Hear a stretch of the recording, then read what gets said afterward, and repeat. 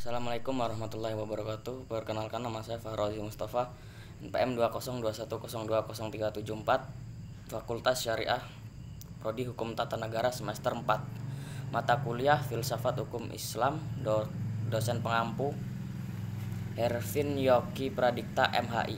Di sini saya akan membacakan metodologi hukum Islam. Objek dan hukum Islam. Hukum dalam konsep ilmu usuluddin fikih dibagi dua macam, yaitu hukum taklifi dan hukum wa'di. Secara etimologi, hukum adalah kitab Allah yang berhubungan dengan perbuatan mukallaf dalam bentuk al-iqtida, at-takhir, dan al-wadi.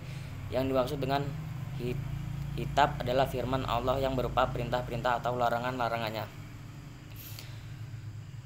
Juhaya S. Praja menyebut kitab sebagai al-muktabih, yakni produk dari kitab yang berupa perbuatan hukum.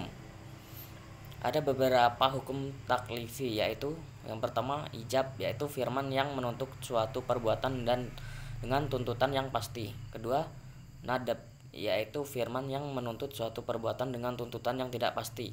Menurut ulama Hanafiyah, hukum taklif dibagi menjadi 7, yaitu fardu, wajib, tahrim, karahah, tanzih, nad, dan ibahah.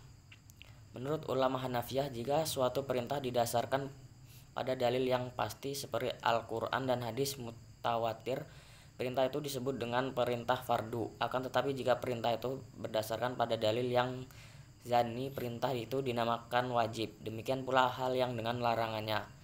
Jika larangan itu didasarkan pada dalil yang qat, disebut haram. Sebaliknya, jika larangan itu didasarkan pada dalil yang zani, maka tergolong pada hukum ma'ruh.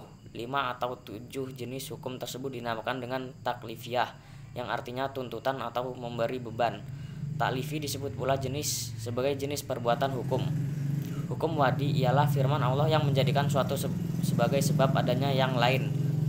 Hukum wadi dibagi 3, yaitu sebab, syarat, dan mani. Tafsir salah satu metode penggalian hukum Islam. Al-Quran dan Sunnah diyakini sebagai sumber hukum Islam. Kemudian nas yang terkandung di dalamnya ditujukan untuk mukallaf. Maka untuk mempermudah pelaksanaan hukum yang dimaksud, upaya ulama di bidang usul fikih dan di bidang fikih mulai menggunakan pendekatan rasio dalam menggali makna yang dimaksud dikandung oleh kedua sumber hukum tersebut. Meskipun nas Al-Quran dan Sunnah telah muhkamah, campur tangan akal tidak dapat dielakkan. Ijtihad berasal dari kata jahda, artinya al-mayakah, dalam kurung sulit, berat, susah, atau sukar. Menurut Rahmat Syafi'i, secara etimologis kata ijtihad artinya kesulitan dan kesusahan. Juga diartikan dengan kesanggupan dan kemampuan.